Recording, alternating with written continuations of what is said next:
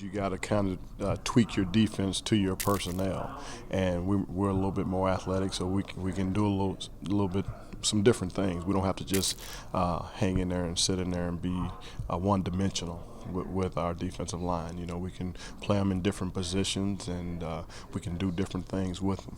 I always work with the premise that you know, what we have, what I'm working with now, that's who I got to get ready to play. All those other guys coming in, you know, if they can help us, that's just icing on the cake. So, but like I was saying, I think I like the guys that I have. I like their athleticism. We're not as big and as physical as the group I had a year ago, or as experienced, but we're a lot more athletic. And we can ask those guys to do a lot of different things because of their athleticism.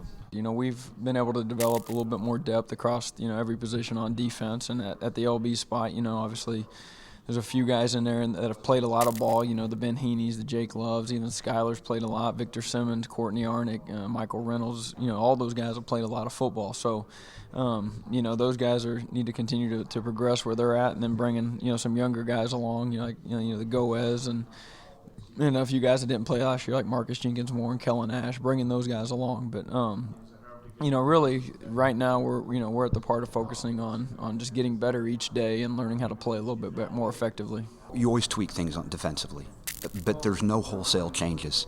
So you just get to a point where it's more advanced teaching. They've heard the same things over and over and over. They've become very comfortable with them. So now you talk more about splits.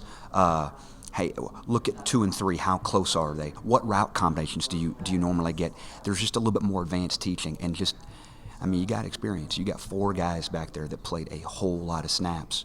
They just seem comfortable. It's a natural evolution, and they're going to play better this year than they did last year. Springtime's the best time.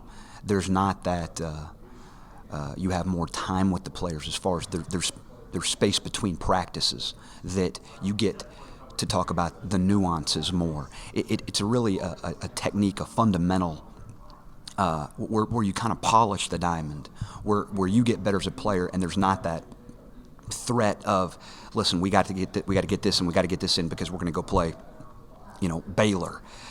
So it's a more relaxed, and it's more. It allows you to really focus on the teaching and the fundamentals, which is the part I like the most.